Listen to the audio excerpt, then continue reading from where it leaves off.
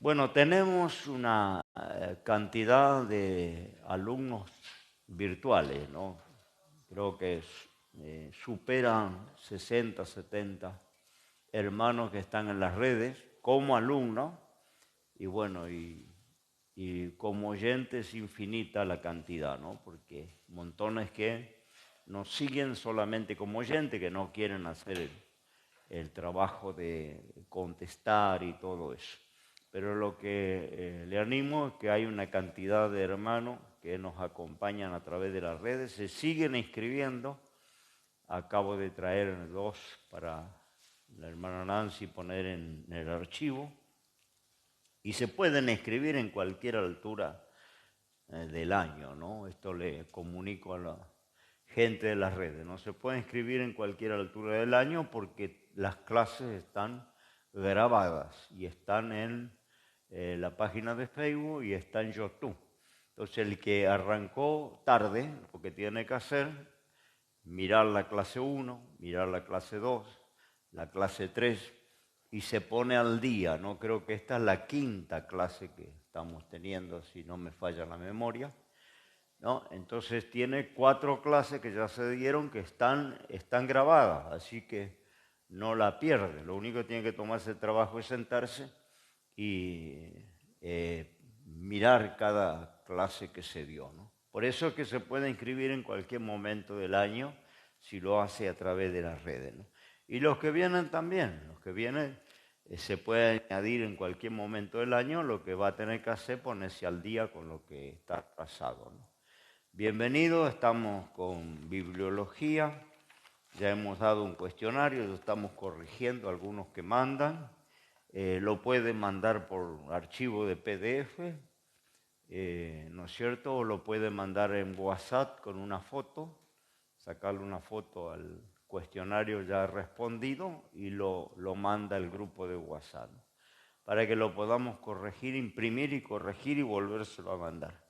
Bien, estamos avanzando con bibliología y está el pastor Pablo ya entrando en hermenéutica, ya dio introducción bíblica y ahora está entrando en hermenéutica, que es la ciencia para interpretar la palabra de Dios, un tema a mí me apasiona, muchos años le he dado esa materia y es muy, muy interesante, muy útil para el cristiano poder entender la escritura, ¿no? Es un tema muy, muy importante hermenéutica. Y uno de los primeros que damos porque necesitamos comprender o al menos tener ciertas reglas para interpretar la Biblia. Si no, con la Biblia se puede probar casi cualquier cosa, ¿no? Porque sacando de contexto, no teniendo noción de cómo se interpreta, se puede probar cualquier barbaridad. Por eso hay tantas desviaciones doctrinales dentro del pueblo cristiano, porque va a encontrar de todo, ¿no? Va a encontrar para todos los gustos, hasta pastores que se dan el lujo de tener 2 esposas, bueno, tomar licor, fumar, bueno, hacer cualquier cosa porque han interpretado, ¿no es cierto?, caprichosamente la palabra del Señor. Y la Biblia se utilizan casi todos los credos, ¿no? Y todas las sectas se han movido con la Biblia y hay herejías terribles que se han apoyado con la Biblia. La Biblia la usan, para empezar, la iglesia romana tiene la Biblia y usted ve que de lo que la iglesia romana hace no coincide absolutamente nada con el cristianismo, ¿no? Con la fe cristiana, pero ellos tienen la Biblia. Hay una Biblia que es una versión católica, que lo único que tienen son varios libros más que nosotros no reconocemos, son los libros apócrifos, pero también la Biblia la tienen los testigos de Jehová, una versión media acomodada, pero tienen la Biblia la tienen los mormones, ¿no? La Biblia la tienen todas las sectas del mundo, ¿no? Hasta los brujos tienen la Biblia, los gobernantes, ¿no? Los ministros, los gobiernos tienen una Biblia. Es decir, que hasta hay una Biblia revolucionaria que apareció allá por, ¿no es cierto?, los países que están en revolución, a donde Cristo se lo presenta como un revolucionario con una casaca, ¿no es cierto?, verde de camuflaje, ¿no?, con barba, cabello largo, y Cristo es como un líder revolucionario, un líder político. Y lo apoyan con la Biblia, ¿no? La Biblia, hay una iglesia homosexual acá en Argentina y en otros países también, y se apoyan con la Biblia. El espiritismo que invoca a los muertos se apoyan con la Biblia. Los que creen en la reencarnación se apoyan en la Biblia y tienen textos sacados del contexto, ¿no?, para comprobar lo que ellos creen. En el tema de la reencarnación, ellos se agarran de que Juan Bautista vino con el espíritu de Elías. Entonces ellos dicen que el espíritu de Elías se reencarnó en Juan. Entonces ahí ellos basan la creencia de la reencarnación. La reencarnación cree que cuando nos morimos volvemos a esta vida en la misma especie como seres humanos o en otra especie. Podemos venir como ratones. En la religión hindú adora a los ratones. No se pueden tocar los ratones, los alimentan, les llevan leche, les llevan pan, porque dicen que los muertos están reencarnados en los ratones. Entonces hay templos donde hay millones de ratones y la gente va a alimentarlo y hacerle caricias, ¿no? Porque ellos creen en la reencarnación, ¿no? Que si nos portamos mal, volvemos como cucaracha o como rata. Si nos portamos un poco mejor, volvemos como un ave o como un pez de colores. Bueno, eso lo apoyan con la Biblia, ¿no? Buscan textos arrancados del conjunto y dicen, ¿no?, Elías, el espíritu de Elías murió, vivió siglos antes de Juan, pero dice se reencarnó en Juan. Y no es así, porque cuando está hablando de que Juan Bautista vino con el espíritu de Elías, quiere decir con el ministerio de Elías, con el poder de Elías, ¿no? Porque la palabra espíritu se debe interpretar en el contexto que aparece. Espíritu puede significar, ¿no es cierto?, el ser, ¿no? El espíritu del hombre, el ser, lo que abandona el cuerpo cuando nos morimos y se va a Dios. Esa es la esencia de espíritu. Pero yo puedo decir, fulano tiene un espíritu de vagancia. Y no estoy hablando del ser de la persona, estoy hablando que su actitud es perezosa, ¿no? O tiene un espíritu de trabajo. Usted habrá escuchado muchas veces, fulano tiene un espíritu de trabajador, ¿no? Porque tiene empuje, tiene ganas, es activo. Decimos tiene. Bueno, cuando decimos, ¿no es cierto?, tiene vino con el espíritu de Elías, está diciendo con la fuerza, con el poder, con la gracia, la unción que tenía Elías. Nada que ver que haya muerto Elías y el espíritu se haya metido en el cuerpo de Bautista, ¿no? Pero vuelvo a decir, los homosexuales se basan en la relación que tenía David con Jonathan. Yo hablaba de eso hace un tiempo, ¿no? Dice que el alma de ellos se ligó cuando se conocieron. Jonathan era hijo de Saúl, el primer rey de Israel, y Saúl lo odiaba a David y lo quería matar. Pero el hijo de Saúl se amistó, nació una relación muy particular con David. Cuando David derrota a Goliat, ¿no?, que era un muchachito, el hijo del rey es como que queda admirado, ¿no?, por el coraje, por la valentía, y se hacen amigos, a pesar que el padre odiaba a David, ¿no? Pero el hijo se hace amigo, dice el alma de ellos se liga, es decir, ahí no quiere decir que el alma salió, se metió adentro, no, está diciendo que se llevaban, que usted vio que hay entre las relaciones humanas, a veces hay personas que apenas nos conocemos, hay una afinidad, ¿no? Nos encontramos, nos sentimos bien con esa persona, pensamos casi lo mismo, tenemos los mismos proyectos, y hay otras personas que son hermanos en Cristo, les respetamos, les amamos, pero no nos llevamos con todos igual. Bueno, eso pasó con Jonathan y David, ¿no? Ellos tenían una afinidad, ¿no?, entre ellos. Y por ahí cuando Jonathan lo liquidan junto con Saúl, matan al rey y matan a toda su descendencia, porque era la costumbre para que nadie pretendiera el trono, ¿no? Eliminaban el linaje de una familia. Cuando eliminan la casa de Saúl, eliminan a Jonathan. Y David hace duelo, ¿no? por su amigo Jonathan, e incluso por Saúl, aunque era su enemigo, ¿no? Compone una endecha, una poesía, un cántico de duelo que se canta en Israel, ¿no? Lo compone él era poeta, músico, compone una endecha, y en esa endecha, allí en el primer libro de Samuel, dice una parte de la escritura: Jonathan, muerto en tus alturas, cómo han caído los valientes en la batalla. Él, a pesar que Saúl era enemigo y lo quería matar, él lo respetaba. ¿Te acuerdas que cuando estuvo en las manos de él no lo quiso tocar y dijo: Dios me guarde de tocar el ungido de Jehová, ¿no? Le cortó la orilla del manto, ¿no? Porque él respetaba la unción, ¿no? O la elección de Dios de colocarle a Saúl frente a la nación de Israel. Entonces cuando muere, él dice: han caído los grandes en la batalla, Jonathan muerto en tus alturas. Y por ahí en esa composición que él hace, dice: tu amor me fue más dulce que el amor de las mujeres. Jonathan, mi amigo, ¿no? De mi corazón, tu amor me fue más dulce que el amor de las mujeres.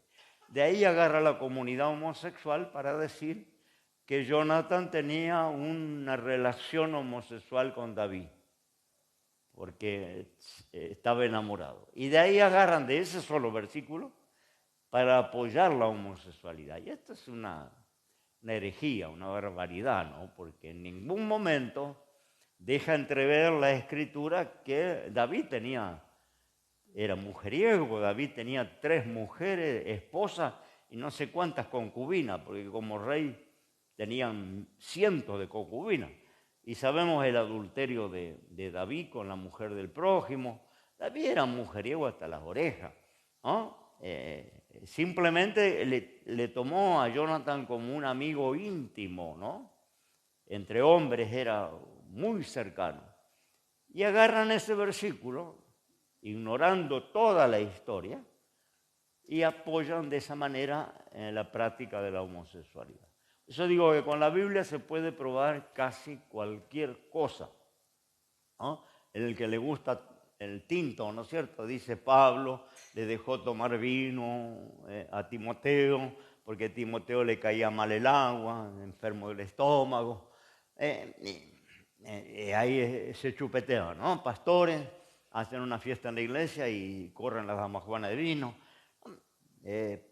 Pero no tiene fundamento, porque si yo quiero saber si podemos tomar vino o licor, yo tengo que empezar en Génesis y terminar en Apocalipsis.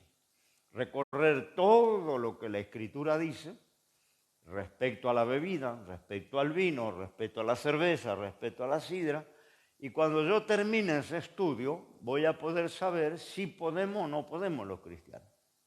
Pero se debe tomar todo lo que la Biblia dice. No puedo tomar un versículo aislado por ahí, una situación especial, porque el simple hecho que Pablo le tenga que autorizar es que los cristianos no tomaban. Porque si era libre tomar, ¿para qué pedir un permiso apostólico? Si estaba libre, que cualquiera podía tomar, no necesita un permiso del pastor. Y Timoteo gestiona un permiso, lo consigue, está en la Biblia, escrito para nuestra enseñanza, pero también tomando el contexto de ese permiso, contesto los textos que están antes y los textos que están después. Tomando el contexto, leyendo un poco más abajo, Pablo le manda a Timoteo que arregle su vida. Cuando le dice enseguida de autorizarle, le dice: mira, los pecados de algunos hombres les son manifiestos ahora, y otros están reservados para el juicio. Lo que es malo, lo que es bueno no se puede esconder, y lo que es malo tampoco. ¿Qué le está diciendo? Algún pecado tuyo se está manifestando. Por eso estás enfermo. Arregla tu vida y Dios te sana y no busques la vuelta. ¿Me entiendes? Porque eso le dice enseguida que le autoriza. Bebe de aquí en adelante un poco de vino a causa de tus continuas enfermedades. Pero enseguida le dice cuál es el remedio para él, ¿no? Algunos pecados de algunos hombres Dios lo archiva en el disco duro para el juicio, ¿no? Otros pecados Dios los trae a luz en la vida. Así que no todo viene a luz. Algunos el Señor los mete por ahí en la carpeta, eso el día del juicio. Y otro, gracias al Señor, Dios lo trae a luz mientras que vivimos, ¿no? Entonces le está diciendo a Timoteo cómo funciona, ¿no? El asunto de la falta delante de Dios. Y le dice, lo bueno no se puede esconder y lo malo tampoco. Lo bueno se conoce y lo malo también aparece porque muchas veces Dios nos disciplina cuando hacemos algo malo para que no seamos condenados, ¿no? Como dice Pablo escribiendo a los Corintios. Entonces, yo debo tomar, vuelvo a decir, cualquier práctica cristiana, cualquier doctrina cristiana, yo debo tomar desde Génesis, Apocalipsis, todo lo que la Biblia dice. Y ahí yo tengo la definición, si lo debo practicar o no lo debo practicar, ¿no? Si hablamos de vestimenta, si hablamos del cabello, si hablamos de maquillaje, si hablamos de un deporte violento, si hablamos de cerveza, hablamos de baile, lo que sea. Yo debo empezar en Génesis. Y en el caso de la bebida con alcohol, las bebidas fermentadas, mire, todo crimen que hubo, toda traición, toda conspiración, todo adulterio que existe en la Biblia, tiene que ver, toda maldición que aparece en la Biblia tiene que ver con el alcohol. Empezando por Noé, cuando sale del arca, planta uva, fabrica vino y se agarra una borrachera. Ahí aparece la primera maldición para el hijo, que lo ve desnudo, tirado adentro de la tienda. Y el hijo entra y el papá estaba desnudo y cae la maldición a ese hijo y a toda su descendencia, porque era pecado ver a la desnudez del padre o de la madre, ¿no? Y él, Noé, ¿no es cierto?, contribuye en esa maldición, es parte de esa maldición, porque si él no se hubiera emborrachado, no hubiera sucedido eso, ¿no? Después vemos el alcohol, ¿no es cierto?, en el crimen de David. Vemos el alcohol cuando un hijo de David mata a un hermanastro, lo emborracha para liquidarlo. Vemos el alcohol a lo largo de la Biblia trayendo ruina y destrucción. Y por ahí encontramos en Proverbios que dice, no mires el vino cuando resplandece en el vaso. Entra suavemente y te muerde como serpiente. Para quien el hay, para quien el dolor, para quien las quejas del balde, para los que se detienen en el vino. Entonces, si la Biblia está diciendo no lo mire, porque te muerde como una serpiente, entonces mal podría admitir que lo tenemos que tomar, ¿no? Y así podemos recorrer, estar toda la noche viendo las historias relacionadas con la bebida. Después encontramos en Proverbios que no es de los sacerdotes ni de los reyes beber vino o cerveza, porque beben y se olvidan de la justicia y de la ley. Y Dios nos hizo a nosotros reyes y sacerdotes, dice Apocalipsis. Por la sangre de Cristo fuimos hechos reyes y sacerdotes.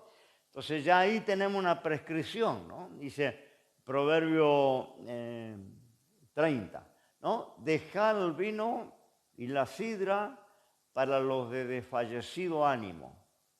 Beban y olvídense de su necesidad y de su miseria no se acuerden más, ¿no? ¿Para quién dice el alcohol? Para los desfallecidos de ánimo, porque toman y se olvidan, aunque cuando se le pasa el problema sigue, ¿no? Pero al menos en el momento se olvida. Pero nosotros no somos desfallecidos de ánimo. ¿no? Eso es para la gente que no tiene a Dios, que no tiene esperanza, se refugia en el alcohol, se refugia en las drogas, se refugia en el sexo. No, pero nosotros tenemos a Cristo, no necesitamos onubilar la conciencia, perder la conciencia, porque eso es lo que hace el fermento, el alcohol. El problema no está en el producto, porque el jugo de la uva es riquísimo y puede tomar una damajuana y no le va a hacer nada.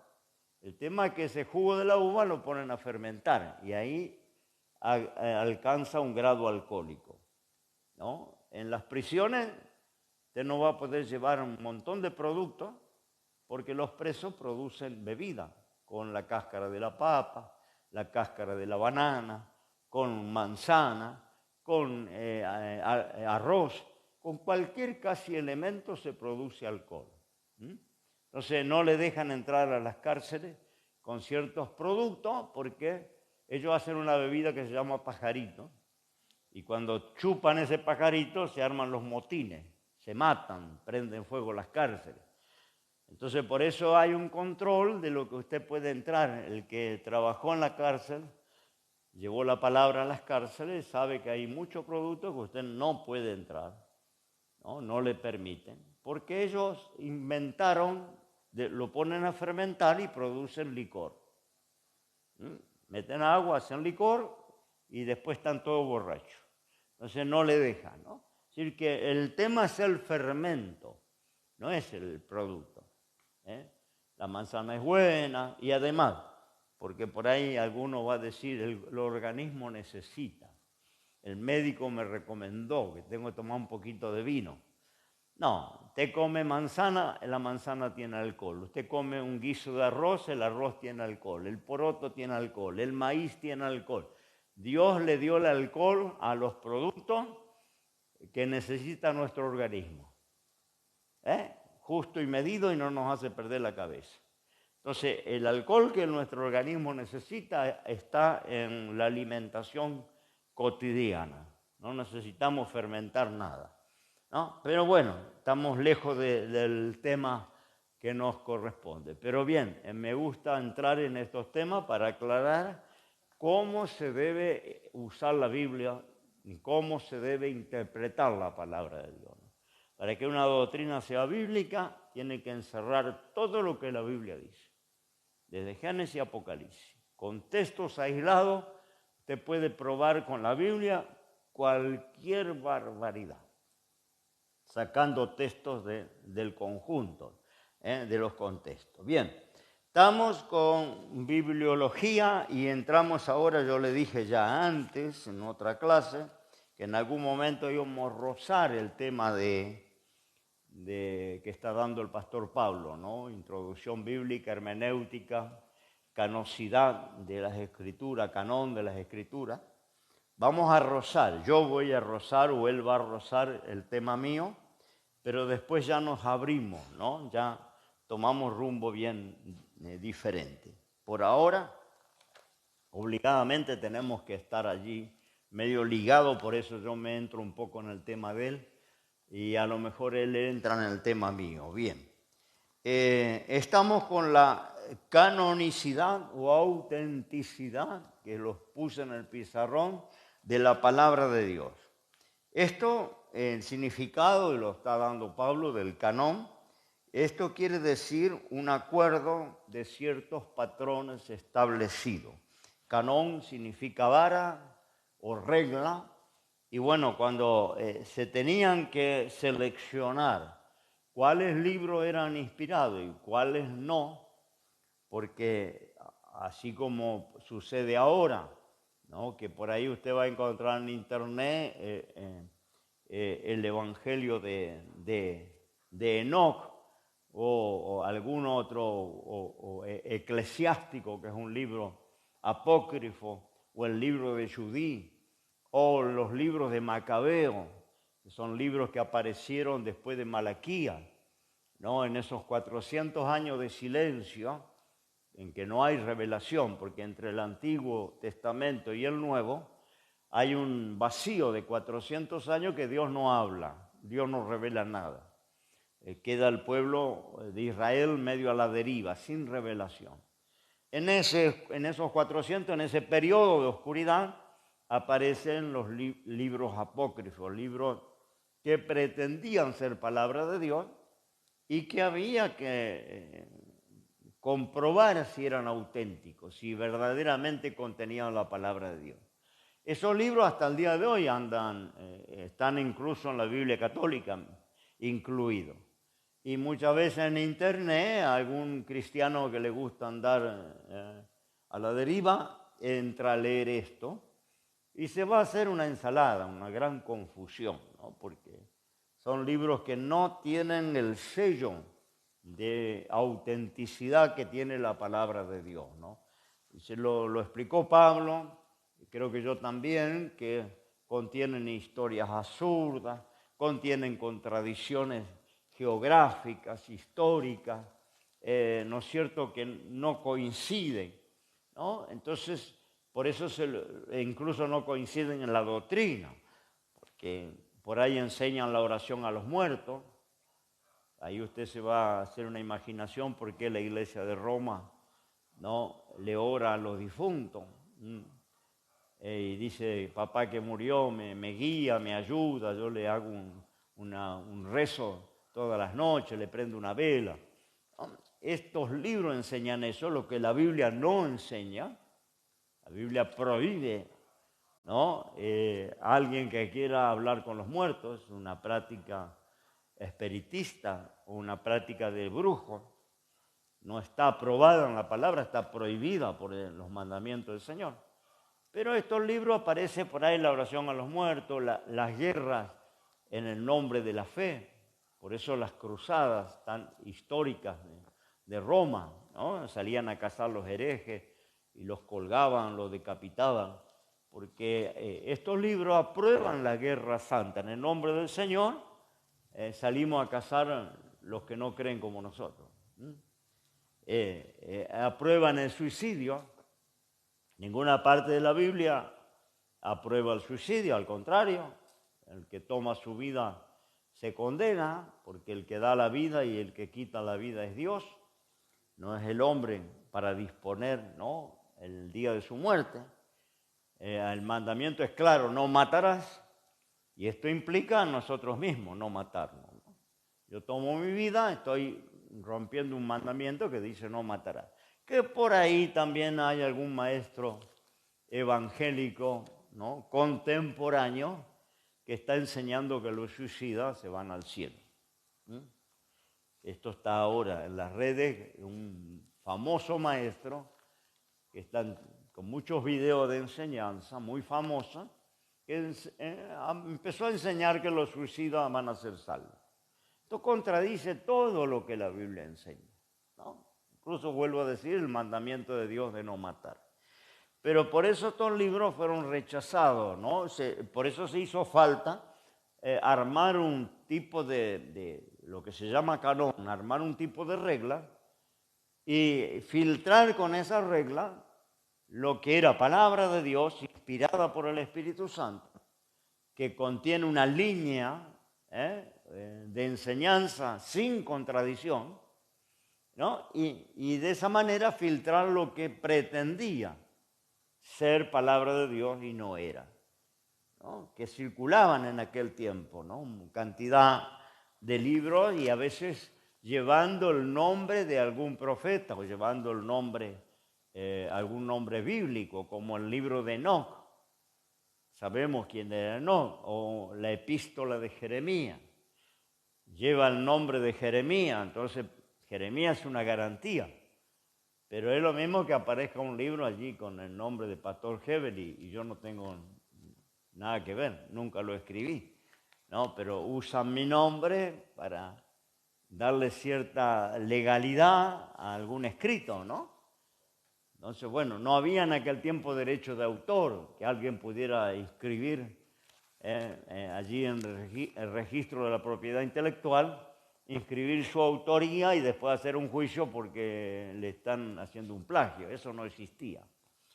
Entonces, cualquiera podía usar el nombre de cualquiera.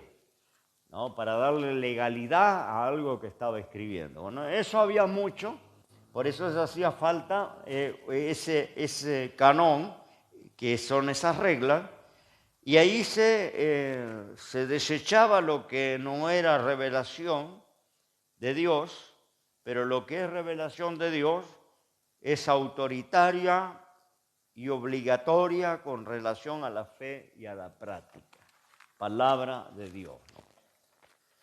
La palabra canón es de origen cristiano, de la palabra griega canón, con K, la cual fue tomada de la palabra hebrea canet, que significa una caña o vara de medir, una regla, una norma, una forma de reglamentar, ¿no? Algo que se tiene que reglamentar, ¿no? Una forma de estatuto. Y lo que no pasaba esa prueba se desechaba, ¿no? Se acepta porque se percibe su origen divino. Para canonizar un libro se requiere el reconocimiento de que su enseñanza es divina, en el sentido exclusivo, y la consecuente atribución al mismo de la autoridad religiosa por parte de sus líderes. Las pruebas de la canonicidad. Las escrituras no demandan una credulidad ciega por parte de aquellos que se acercan para estudiarla, sino una creencia inteligente que descansa sobre la base de hechos creíbles, ¿no? La Biblia se puede estudiar con profundidad, con amplitud de pensamiento, con razonamiento. No es algo que se impone, sí o sí, sino que podemos, ¿no es cierto?, meditarla, estudiarla, examinarla, y debemos creer utilizando el razonamiento también, porque si no entramos en una cosa sectaria y no en la palabra del Señor, ¿no?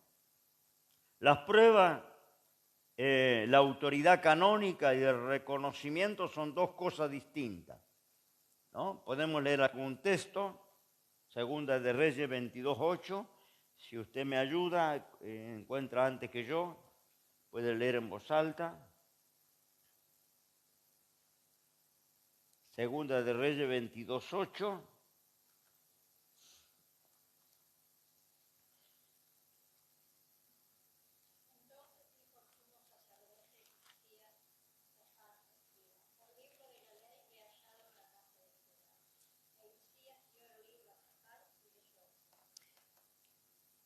Entonces dijo el sumo sacerdote a Hilcías a Shafán, escriba, el libro de la ley he hallado en la casa de Jehová. Y Hilcías dio el libro a Shafán y lo leyó. Ahí estamos viendo la autenticidad de la ley. Por eso dice allí que la prueba de la canonicidad es la ley y los profetas, ¿no? Algo que el pueblo de Israel tenía en respeto.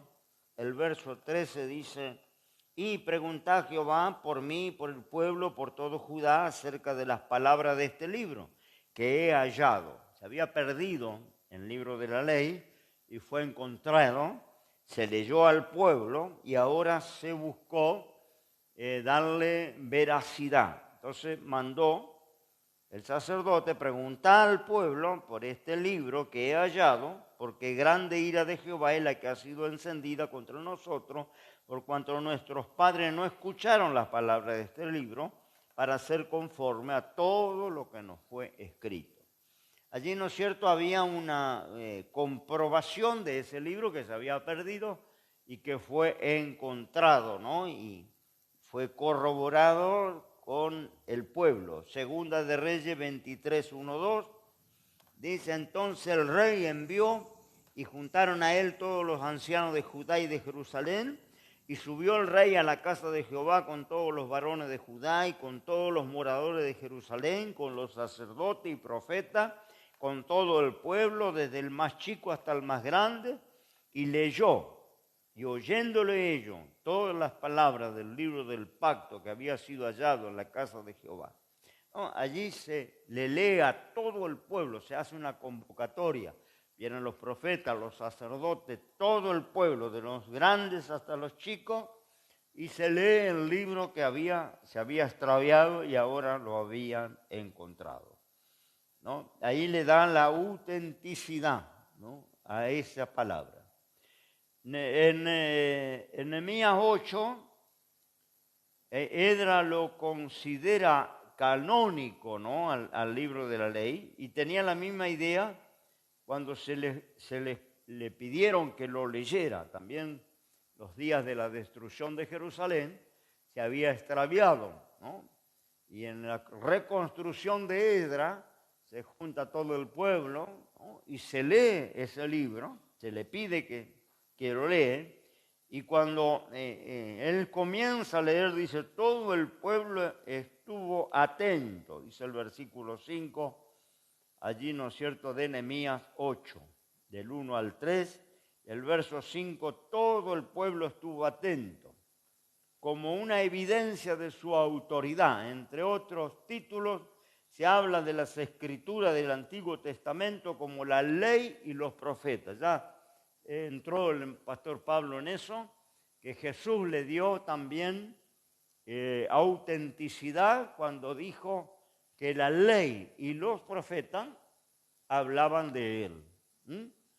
Y recuerde que en la Biblia hebrea, el Antiguo Testamento, no estaba dividida como están divididos hoy los libros de la Biblia. Eso hay que entender, ¿no? Estaba dividida en tres grandes divisiones, que en una de los cuestionarios que mandaron los hermanos de la red, ya estaba mirando, echando una ojeada, y un error, porque ¿cuántos libros tenía la Biblia hebrea? Y Pablo enseñó 24 libros.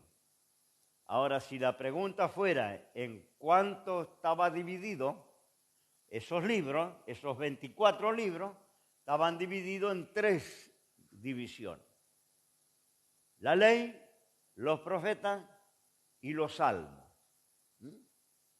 Dentro de los salmos entran los libros poéticos, porque en la Biblia hay libros que son poéticos, como Cantares, Eclesiastés, Proverbios.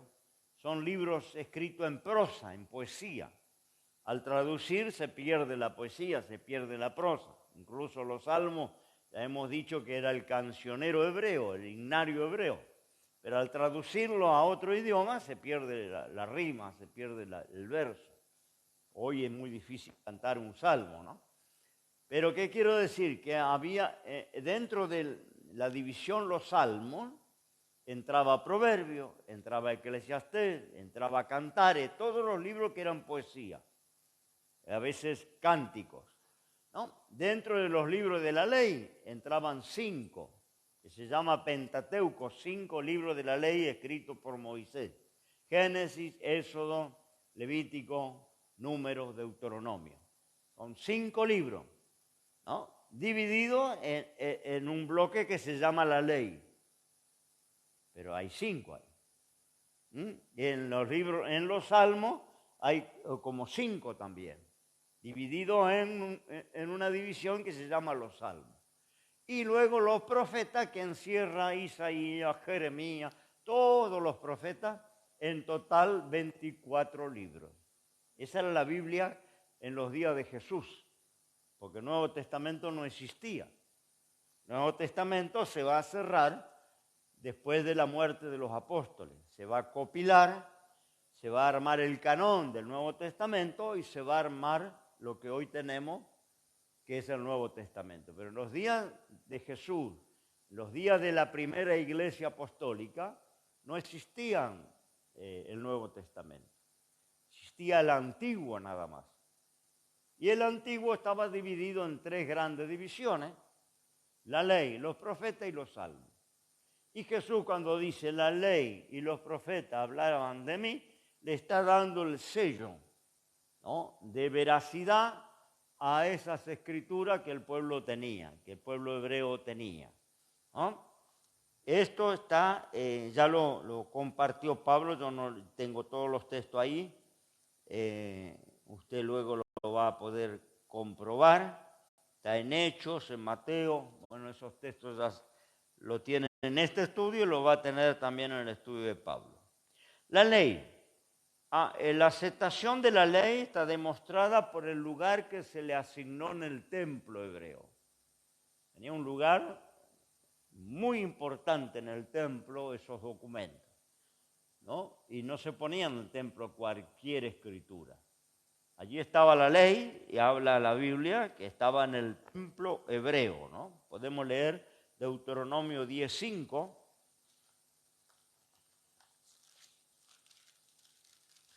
Deuteronomio 10:5 dice así: volví y descendí del monte y puse las tablas en el arca que había hecho, y allí están como Jehová me mandó.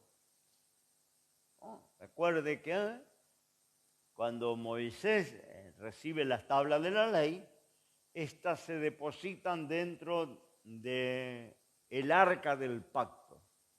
El arca del pacto era una urna de oro que estaba en el lugar santísimo en el templo hebreo. Sobre esa urna de oro descendía la presencia de Dios y Dios hablaba. Por eso ese mobiliario estaba en el lugar santísimo detrás del velo. El templo estaba dividido en dos partes por un grueso velo. De este lado del velo venía el pueblo, el llamado lugar santo. Del otro lado del velo, lugar santísimo. Ahí entraba el sumo sacerdote una vez al año, nada más, con sacrificio por él y por el pueblo.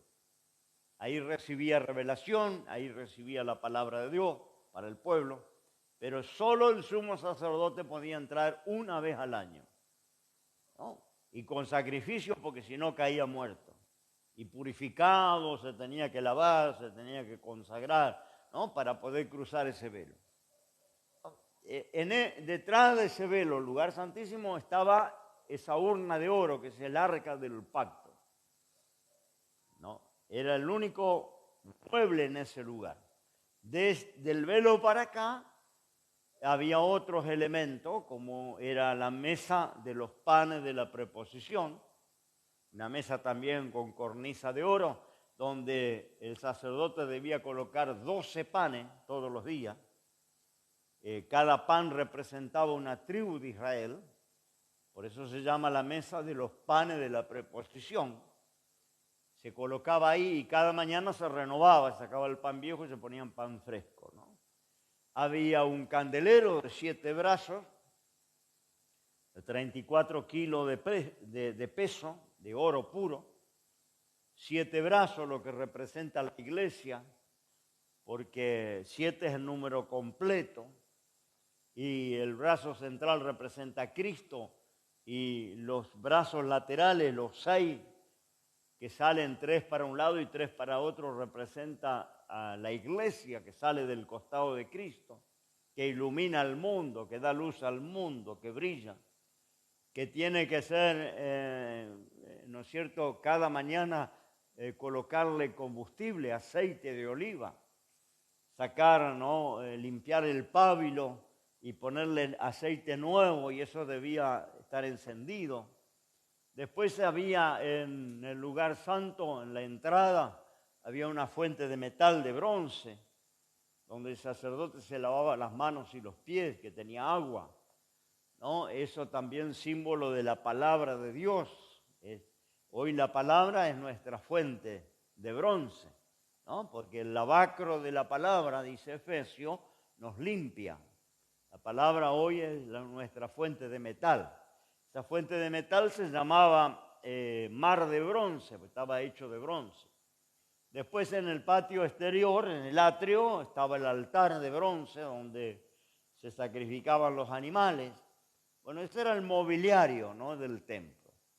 Pero dentro del arca de oro, detrás del velo, en el lugar santísimo, le fue ordenado al sacerdote colocar ahí la ley. Las tablas que recibe Moisés de la ley se colocan ahí. Y se coloca también la vara de Aarón, que reverdeció, una vara de almendro, a donde Dios elige a Aarón, porque había una disputa de poder, y cada príncipe debe colocar una vara en la presencia de Dios, y hay una vara que florece, que es la vara de Aarón. Esa vara que floreció de almendro iba también adentro de la urna. Y también una porción de maná, que era el alimento con el cual Dios alimentaba a Israel en el desierto. Bueno, una porción estaba dentro de esa urna, ¿no? Quiere decir que la ley estaba o en la presencia de Dios, dentro del templo, ¿no? Esto también está en Deuteronomio 31. Estamos viendo la autenticidad de la ley, ¿no? Por el lugar que ocupaba en el templo, en el culto a Dios. 31 de Deuteronomio 24 y 25 y 26. Dice así: como acabó Moisés de escribir las palabras de esta ley en un libro hasta concluirse, mandó Moisés a los levitas que llevaban el arca del pacto de Jehová, diciendo: tomad este libro de la ley y ponedlo al lado del arca del pacto de Jehová vuestro Dios, y que esté allí por testigo contra ti. Adentro estaban las tablas de los 10 mandamientos. Al costado del arca, la ley que Moisés escribió, los libros de la ley, que son los 5 libros primeros de la Biblia. Ahí tenemos la aceptación de la ley por el lugar que ocupaba en el santuario. Y después el reconocimiento de su autoridad. Deuteronomio 31, del 10 al 13. Mandó Moisés diciendo al cabo del 7º año, en el año de la remisión de la fiesta de las cabañas: cuando viniere todo Israel a presentarse delante de Jehová, tu Dios, en el lugar que él escogiere, leerás esta ley delante de todo Israel y a oído de ellos. Y harás congregar al pueblo, varones, mujeres, niños y los extranjeros que estuvieren en tus ciudades, para que oigan y aprendan y teman a Jehová vuestro Dios y cuiden de poner por obra todas las palabras de esta ley. Es decir, la aceptación de la autoridad de la ley es incuestionable, ¿no? Cantidad de textos donde el pueblo debía obedecer esa ley, debía tenerla en reverencia y debía estar en el lugar más sagrado del templo, al lado del arca del pacto. Otra de autenticidad es por los profetas. La aceptación demostrada cuando se coloca los profetas en la misma igualdad que la ley. ¿No? La Escritura coloca la palabra de los profetas en la misma igualdad con la ley. Isaías 1:10.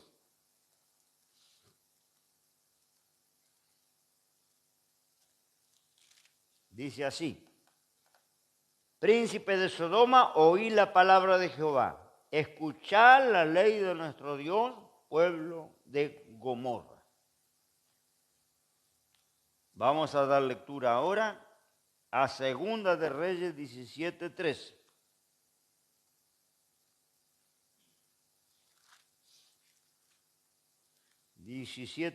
Segunda de Reyes. Dice así: Jehová protestaba entonces contra Israel y contra Judá por mano de todos los profetas y de todos los videntes. Vidente se le llamaba antes al profeta de Israel, diciendo: volveos de vuestros malos caminos, guardad mis mandamientos, mis ordenanzas, conforme a todas las leyes que yo prescribí a vuestros padres y que yo os he enviado por mano de mis siervos los profetas. La Biblia habla de una equiparación de igualdad de la ley y los profetas. Lo que componía el Antiguo Testamento en los días de Jesús. Estamos hablando de la autenticidad de la palabra, ¿no? En ese tiempo, y de la canonicidad. Después está demostrada por la referencia que hace Daniel, en Daniel 9:2. Hay pruebas en el Nuevo Testamento por parte de Cristo, que ya lo he mencionado. Cristo en varias oportunidades le da el sello de veracidad a los profetas, a la ley y a los salmos. Eso está en los evangelios, en Mateo, Lucas, Juan, usted tiene los textos ahí. También los apóstoles, ¿no?, le dan veracidad al Antiguo Testamento. Lo único que desprecian el Antiguo Testamento es la iglesia ahora contemporánea. Dice eso para los judíos, eso para antes, ¿no? La iglesia moderna hoy desestima el Antiguo Testamento. Pero en los días de los apóstoles de Jesús no había otra cosa, ¿no? La iglesia nace y se desarrolla con el Antiguo Testamento. Jesús, cuando hablaba de la Escritura, hablaba del Antiguo Testamento. El Nuevo no existía, ¿no? Y hoy la iglesia contemporánea desestima el Antiguo Testamento. Eso es para los pueblos judíos, eso es para antes, ¿no? No le da valor. Pero fíjese que los apóstoles le dieron valor. Vamos a mirar en 2 Timoteo 3:16. Bueno, es un texto muy conocido. Yo suelo tomar muy seguido cuando en los estudios. En 2 Timoteo 3:16 dice: toda la Escritura es inspirada divinamente. Toda la Escritura, toda, no Nuevo Testamento, no eso era de Pablo, aquello escribía Pedro, eso es por la cultura de aquel tiempo, eso era para el pueblo judío, no. La Biblia está demandando que toda ella tiene autoridad, que toda ella es útil para nosotros, porque está diciendo toda Escritura primeramente es inspirada. Segundo, es útil, toda, para enseñar, para redarguir, para corregir, para instruir en justicia, para que el hombre de Dios, nosotros, mujeres de Dios, sea perfecto, enteramente instruido para toda buena obra. La Biblia está reclamando por la pluma de los profetas, ¿no?, de los apóstoles. Acá está escribiendo Pablo, ¿no? Está reclamando autoridad y utilidad. Toda. Ahora es que yo no pueda entender el Antiguo Testamento, me sea difícil interpretar sus enseñanzas, no aplicarlas, eso es otra cosa. Pero no lo podemos desechar porque era la Escritura que fundamenta la iglesia. No había Nuevo Testamento, no existía. Fíjese que dice también en 2 de Pedro 1:20 y 21.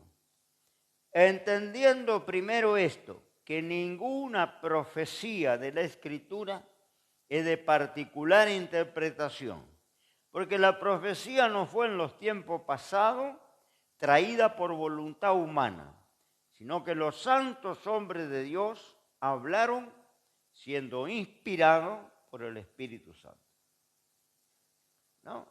Ahí está Pedro también, reclamando autoridad, ¿no?, para toda la palabra del Señor, toda la Escritura. Los hombres de Dios no hablaron humanamente, ni interpretaron humanamente.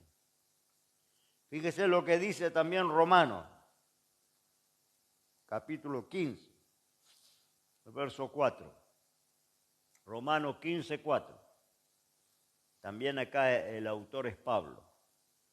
Dice: porque las cosas que antes fueron escritas, ¿cuáles cosas fueron escritas antes? Antiguo Testamento. Porque las que se estaban escribiendo ahora eran las cartas apostólicas. Los apóstoles estaban vivos. Pablo estaba escribiendo algunas cartas, circulaban en el pueblo cristiano. Cuando él dice las cosas que antes fueron escritas, está hablando de el Antiguo Testamento. Dice las cosas que antes fueron escritas, no fueron escritas para Israel, para el pueblo judío. Dice, para nuestra enseñanza fueron escritas, para que por la paciencia y la consolación de las Escrituras tengamos esperanza. Fueron escritas para nosotros. ¿No? Pero yo digo que es una temeridad, ¿no? Y eso se hace mucho en el ambiente cristiano, ¿no? Clasificar la Escritura. No, eso decía Pablo por la cultura de aquel tiempo, porque las mujeres, porque los hombres. Eso decía Pedro porque le escribía al pueblo judío que se convirtió. Eso es para el pueblo judío, allá cuando salieron. ¿Quién tiene la autoridad para clasificar así la palabra de Dios? Es temerario.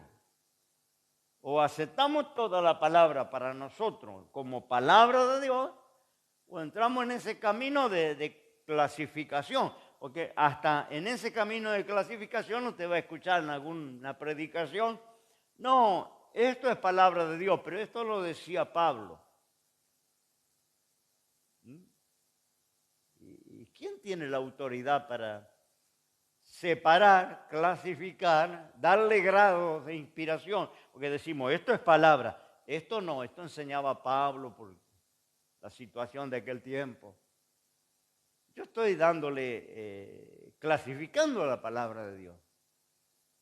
Y esto no se puede hacer. No, toda la Escritura es para nosotros, o entramos en ese camino que han entrado muchos de clasificar y seleccionar lo que es para nosotros, y decimos, no, eso es para aquel tiempo. Y eso contradice lo que dice la Biblia, que dice que toda la Escritura es para nosotros, toda la Escritura es útil para enseñarnos, toda la Escritura es inspirada divinamente, toda la Escritura es palabra de Dios. Entonces, ¿cómo yo voy a animarme a decir, no, eso era para aquel tiempo? Hago esa clasificación, esa graduación, y digo, bueno, eso para aquel tiempo, esto era para el siglo I, y esto es para mí, esto no es para mí, esto era para judíos, esto es para los hebreos, esto es para los romanos. Eso es terriblemente peligroso. Una manipulación de la palabra de Dios. Toda la Escritura es palabra de Dios y es para nosotros. ¿Se acuerda que si usted tiene duda y pregunta, usted puede detenerme, levantar la mano, igual los hermanos de las redes, en los comentarios me puede hacer la pregunta para que no se quede con duda y cuando llegue el cuestionario no tenga confusión. Cualquier duda, pregúnteme en las redes, en los comentarios del video abajo, te hace la pregunta. Y los que están acá, levantan la mano y me detienen. Bien. Ahora vamos al canón del Nuevo Testamento, que esto se cierra, lo va a explicar mejor Pablo, que tiene en su estudio esta parte. Entonces se cierra después del primer siglo, ¿no?, de la iglesia primitiva. Cuando empiezan a morir los apóstoles, se hacía necesario tener las enseñanzas apostólicas. Mientras los apóstoles estaban vivos, ellos recorrían las congregaciones. La enseñanza era oral, porque lo traíamos a Pedro, punto, lo traíamos a Santiago o a Pablo y listo, en un culto. Pero cuando empiezan a morir, la iglesia considera que necesitan las enseñanzas, mantener las enseñanzas de los apóstoles, incluso tener cierta, podemos decir, descripción del ministerio de Jesús, lo que Jesús había hecho, lo que Jesús había enseñado. Y eso los contemporáneos eran testigos. Y los contemporáneos empezaban a morirse y se perdía la historia. Por eso se hace necesario un compilado de las enseñanzas apostólicas, del ministerio de Jesús, ¿no? Y mientras los apóstoles, evangelistas como Mateo, Lucas, Juan están vivos, empiezan a escribir, ¿no? Lucas mismo dice en el libro de los Hechos, me pareció bien poner en orden la historia, ¿no? Lucas es el autor del libro de los Hechos. En el capítulo 1 de Hechos dice, en el primer tratado, Teófilo, he hablado de todas las cosas que Jesús comenzó a hacer y a enseñar, hasta el día que, habiendo dado mandamiento por el Espíritu Santo a los apóstoles que escogió, fue recibido arriba. Entonces está diciendo Lucas, me parece bien empezar a copilar los hechos, lo que hizo y enseñó Jesús. Así se escriben los evangelios, así se escribe el libro de los Hechos, y luego están las cartas apostólicas que ya circulaban entre los cristianos, que Pablo mandaba para Corintios, la iglesia en Corintios, de repente escribía a la iglesia de Efeso, por eso se llaman epístolas, porque eran cartas, ¿no? De enseñanza, de instrucción. Entonces esas cartas eran tesoros para la iglesia naciente, ¿no? Esas cartas se leían en las congregaciones, porque ahí estaba la enseñanza de los apóstoles. Entonces todo eso había que copilarlo y tenerlo para las generaciones futuras. Y ahí se arma el canón del Nuevo Testamento. Se arman una serie de reglas para lo mismo que se hizo con el Antiguo Testamento, para darle valor a lo que era de los apóstoles, lo que era para la iglesia y lo que pretendía y no era, ¿no? Porque hasta por ahí hay un evangelio de Judas, que por ahí circula en las redes. Pero se lo desechó por las razones que no pasó la prueba, no pasó el canón, no aprobó las reglas que armaron aquellos primeros cristianos. Armaron una serie de reglas y los libros que pretendían ser escritos por un apóstol tenían que pasar cierta investigación y ser aprobados. Y de ahí tenemos el Nuevo Testamento que tenemos, con los libros que tenemos, con un canón que se cerró. Hoy no podría ningún libro pretender ingresar a la Biblia. El canón de la Biblia, Antiguo, Nuevo Testamento, se cerró. Tenemos los 66 libros que tenemos. Bien, me quedo por acá porque se me fue la hora. Me pasé en el horario de Pablo. Pero bueno, Dios le bendiga. Un saludo para los hermanos de las redes. Cualquier duda, pregunta, me ponen en los comentarios, yo le voy a contestar. Y los que están acá, lo mismo, ¿no es cierto? Me detienen, me preguntan, lo mismo con Pablo. Bien, hacemos una breve oración y ya enseguida está la clase del pastor Pablo. Padre, en el nombre de Jesús, te damos las gracias por esta noche, haber compartido la palabra. Gracias, Señor, los hermanos que me acompañan en forma presente y también todos aquellos que están a través de las redes. Bendícele ahora al entendimiento, comprensión, crecimiento en el conocimiento de ti y de tu palabra. Para eso estamos, ocupando este tiempo para crecer y conocerte más en forma personal. Dios del cielo, conocer también tu palabra, porque lo único que nos mantendrá en pie durante el camino de la fe ha de ser el conocimiento de la palabra. Gracias te doy, Padre, en el nombre de Jesús. Amén y amén. Dios le bendiga.